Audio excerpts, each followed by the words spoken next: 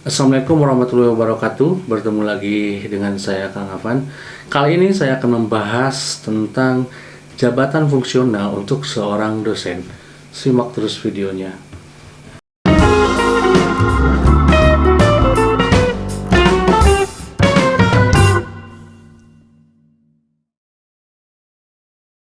Untuk seorang dosen ini memiliki jabatan fungsional atau tingkatan-tingkatan di jenjang karir dosen. Yang pertama itu adalah asisten ahli. Asisten ahli ini jabatan fungsional awal untuk seorang dosen pemula di bawah lektor, atau biasanya ini untuk dosen-dosen muda atau yang memulai karir menjadi dosen. Adapun golongan untuk asisten ahli ini ada dua sebetulnya, ada yang golongan 3A dan juga ada yang golongan 3B gitu. Jadi tidak sama asisten ahli itu bisa ada dua gitu ya. Jadi bisa di 3A atau 3B gitu. Untuk persyaratannya minimal dia sudah menjalankan tugas mengajarnya selama 1 tahun.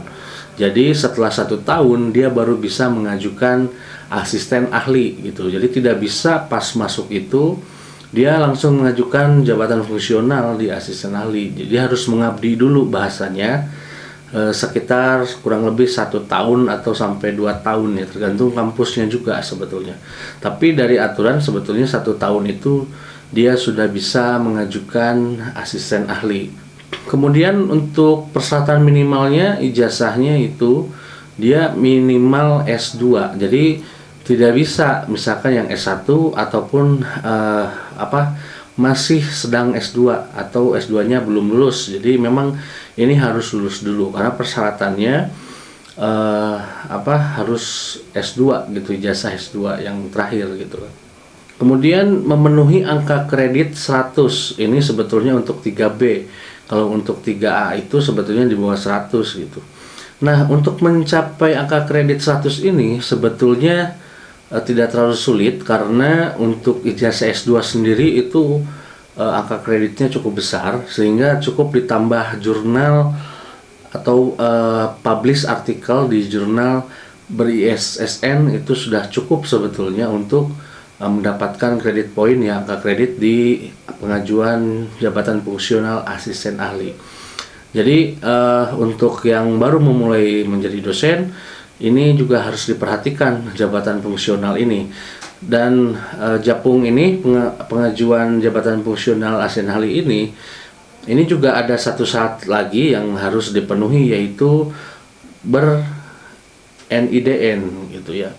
Jadi ketika Anda mulai masuk menjadi dosen, nah maka biasanya si kampus itu mengajukan Anda itu untuk menjadi atau mendapatkan nomor induk dosen nasional atau NIDN gitu. Lengkapnya bisa ditonton di video selanjutnya, bisa cek di sini mungkin ya. Itu bagaimana persyaratan untuk mendapatkan NIDN.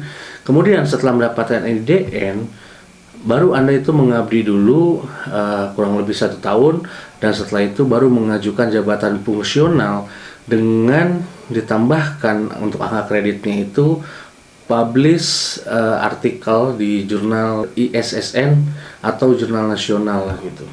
Selanjutnya yang kedua ada jabatan fungsional lektor. Nah, lektor ini satu tingkat lebih tinggi daripada asisten ahli gitu ya. Kemudian untuk lektor sendiri itu golongannya ada 4C dan juga ada 4D. Ini 4C itu untuk penata muda dan 4D untuk penata muda tingkat 1. Kemudian angka kreditnya untuk lektor ini yang 4C itu adalah 200 angka kredit ya. Sedangkan untuk 4D-nya itu 300 angka kreditnya. Jadi sebetulnya cukup banyak, tapi sebetulnya tidak terlalu banyak karena itu sudah terpenuhi sebetulnya dengan proses mengajar biasanya selama 2 tahun, kemudian juga penelitian dan pengabdian itu juga terhitung angka kredit, dan juga publish di jurnal nasional terakreditasi. Nah, itu poinnya cukup besar gitu ya. Apalagi jika kalian itu ditambah menulis buku atau modul atau bahan ajar, itu cukup menambah nilai yang sangat tinggi lah gitu ya. Jadi bahkan bisa lebih angka kreditnya itu bisa berlebih gitu ya untuk mengajukan ke lektor. Kemudian selanjutnya yang ketiga itu ada jabatan fungsional untuk dosen, yaitu lektor kepala. Lektor kepala ini adalah posisi yang lebih tinggi daripada lektor, dan persyaratannya pun lebih tinggi. Dia memiliki persyaratan minimal S3 untuk saat ini ya. Jadi untuk mengajukan lektor kepala itu minimal pendidikannya S3, kecuali kalau dia sudah masa jabatannya tuh masa kerjanya dia sudah kalau nggak salah lebih dari 20 tahun, itu bisa dengan status ijazahnya S2 itu mengajukan lektor kepala. Tapi untuk saat ini, apalagi untuk dosen-dosen muda yang baru mulai, itu harus S3 dulu baru bisa mengajukan lektor kepala gitu ya. Jadi angka kredit minimalnya adalah 500 untuk pembina. Kemudian 550 untuk pangkat pembina tingkat 1 dan angka kredit 700 untuk pembina utama muda gitu ya. Jadi angka kreditnya cukup berjenjang dan cukup banyak gitu. Jadi di sini kita harus aktif, betul-betul aktif menulis karya ilmiah, kemudian buku, modul, kemudian juga pengabdian, pengajaran dan penelitian, karena ini membutuhkan angka kredit yang sangat tinggi. Jadi agak tidak mudah ya untuk lektor kepala ini gitu. Dan jurnalnya pun minimal itu sudah ada publish di jurnal internasional, minimal 1. Itu poinnya cukup untuk menopang pengurusan jabatan fungsional dosen ke lektor kepala. Selanjutnya yang terakhir adalah jabatan fungsional untuk seorang dosen adalah guru besar. Jadi guru besar ini adalah jabatan fungsional tertinggi untuk dosen. Seringkali guru besar ini di kita itu disebut profesor gitu ya.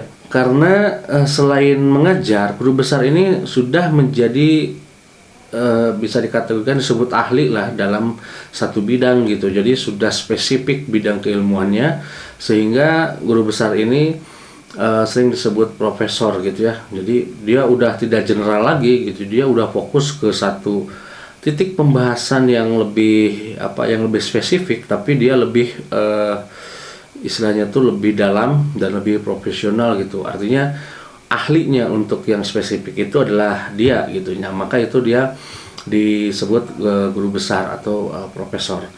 Kemudian untuk penelitian, kemudian juga untuk pengabdiannya hampir sama sebetulnya, tapi tambahannya dia harus publish jurnal di jurnal internasional bereputasi.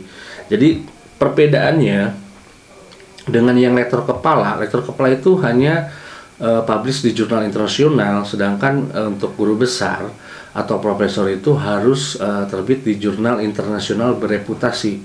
Itu hanya beberapa, dan itu juga sangat sulit untuk bisa tembus di jurnal internasional bereputasi gitu. Itu saja yang bisa saya sampaikan, mudah-mudahan bermanfaat terkait dengan jabatan fungsional dosen. Jadi untuk Anda yang baru memulai menjadi dosen, bisa bermanfaat untuk Anda gitu. Mungkin sekian yang bisa saya sampaikan. Wallahul muwaffiq.